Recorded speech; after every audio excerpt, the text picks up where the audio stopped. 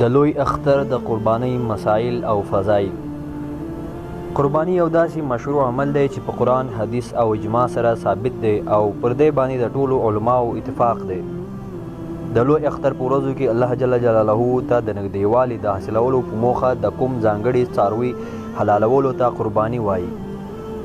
د قرباني حکم. قرباني یو مالی عبادت دی او حکم یې واجب دی. الله جل جلاله په قرآن کریم په سورت الکوثر کې فرمایي: ژباړه خپل رب ته لمونځ وکړه او قرباني ورکړه. رسول الله صلی الله علیه وسلم فرمایلی: څوک چې وس ولري او قرباني نه کوي زموږ عیدګاه ته دی نه راځي. د قرباني حکمت او فلسفه. سربیره پر دې چې قرباني یو ابراهیمي یاد دا د الله په لار کې یو ډول سرښندنه او د الله جل جلاله د مننې ادا کول هم دی. کله چې بډایان قرباني غوښه د بېوزلو په منځ کې ویشي نو په مسلمانانو کې د دوستۍ او ورورولۍ احساس او روحیه ژوندی کوي. بډای او فقیر یو د بل ترڅنګ خوښي کوي چې دا خوښي په یوه ټولنه کې د سوکالۍ او نیکمرغۍ لامل ګرځي. د قربانۍ حقیقت او ارزښت. حضرت زید بن ارقم وایي چې صحابه کرامو له رسول الله صلی الله علیه وسلم څخه د قربانۍ د حقیقت په اړه پوښتنه وکړه. رسول الله صلی الله علیه وسلم په جواب کې ورته وفرمایل: دا ستاسو د پلار حضرت ابراهیم علیه السلام سنت دی. صحابه کرامو وپوښتل: آیا نو په دغه قربانۍ کې موږ ته هم ثواب را رسیږي؟ رسول الله صلی الله علیه وسلم په جواب کې ورته وویل: هو، د قربانۍ د حیوان د هر ویښته په بدل کې تاسو ته یوه نیکۍ لیکل کیږي. صحابه کرامو بیا وپوښتل: د وړیو هم دومره اجر دی؟ رسول الله صلی الله علیه وسلم په جواب کې ورته وویل: هو، د وړیو هم دغه حساب دی، د هر ویښته په بدل کې یوه نیکۍ ورکول کیږي. د قرباني فضیلت. حضرت عایشه رضی الله تعالی عنها وایي چې رسول الله صلی الله علیه وسلم وفرمایل: د قرباني په ورځ کې الله جل جلاله ته تر قرباني زیات بل کار خوښ نه وي. په دې ورځو کې دغه نیک کار تر هر بل نیک کار غوره. د قرباني څاروي به د قیامت په ورځ د ښکرو، ویښتانو او خنګرو سره یو ځای ژوندی راشي او د قربانۍ په ورځ به د حلالولو په وخت کې چې د وینې یو څاڅکی پر ځمکه ولیږي نو ځمکې ته تر رسېدو مخکې الله جل جلاله د خوښۍ سبب ګرځي او هغه یې قبلوي. نو ای د الله بندګانو، په خوښۍ او د زړه په مینه قربانۍ وکړئ. د قربانۍ پرېښودلو وعید. له حضرت ابو هریره رضی الله تعالی عنه څخه روایت دی چې رسول الله صلی الله علیه وسلم فرمایي: څوک چې وس ولري او د نصاب څښتن وي خو قرباني نه کوي هغه دې زموږ عیدګاه ته نه راځي.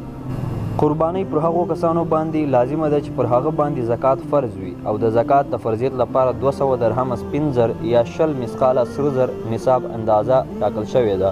او صحیح او معتمد قول دا دی چې 200 درهم سپین زر یا 595 ګرامه دي او 60 مثقاله سره زر یا 85 ګرامه کیږي. نو څوک چې یو د دغو نصابونو څخه ولري هغه به اضحیه یعنی قرباني ورکوي، البته چې خپل اصلي ضرورتونه یې پوره وي. او د اصلي ضرورتونو څخه مقصد هغه اساسي اړتیاوې دي چې د انسان ژوند، عزت او ابرو ورپورې تړلې وي، لکه خوراک، څښاک، کالي او اوسېدو ځای، کسب کارونه لپاره د کار وسایل، د کور سامان او داسې نور شیان چې په اصلي اړتیاوو کې شمیرل کیږي. په حرام مال قرباني نه کیږي.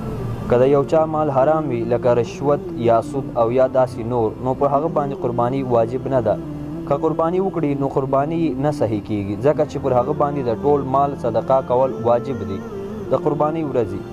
د ذوالحجې 10مه، 11مه او 12مه د قرباني د حلالولو ورځې دي.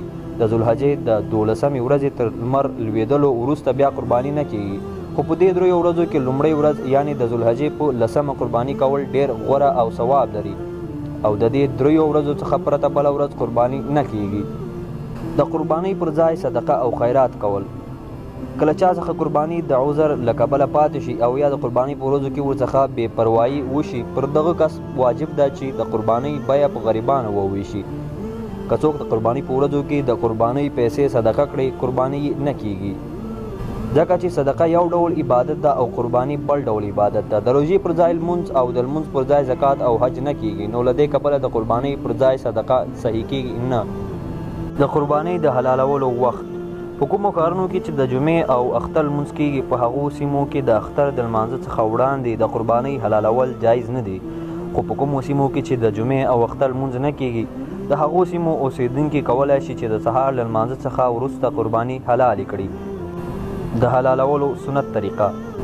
له انس رضی الله تعالی عنہ څخه روایت دی چې رسول الله صلی الله علیه وسلم د 2 قرن لرونکي سپینوالي او توروالی تمایل پسونه په خپلو لاسونو قرباني کړه. د حلالولو پر مهال یې بسم الله والله اکبر وویل او خپله پښه یې د هغه په غاړه ایښې وه. له حلالولو مخکې اداب: تر حلالولو مخکې څاروي ته اوبه او خواړه ورکول کیږي او وږې تږي ساتل مکروه دي. د حلالولو ځای ته یې په ډېره سختۍ سره کشول مکروه دي. باید په ښه نرمي سره حلالي ځای ته ورسول شي. چاړه به ښه تیره کوي، په پسه چاړه یې حلالول مکروه دي. که چاړه تیره کوي نو له څاروي څخه دې پټه تیره شي. د یو څاروي حلالول د بل په وړاندې مکروه دي. تر حلالولو د وروسته یو څه وخت ورته وګوري چې بدن یې سوړ شي. د قربانۍ نیت: د قربانۍ لپاره په ژبه د نیت ویل ضروري نه دي، خو په زړه کې به دا وي چې قرباني کوم نو قرباني صحیح ده. او د قربانۍ د حلالولو په مهال بسم الله الله اکبر ویل ضروري او سنت دي. هیله کوم ملګرو چې ویډیو مو خوښه شوې وي د لا نورو داسې ویډیوګانو لپاره زموږ چینل سبسکرایب کړئ او ویډیو له نورو ملګرو سره هم شریکه کړئ.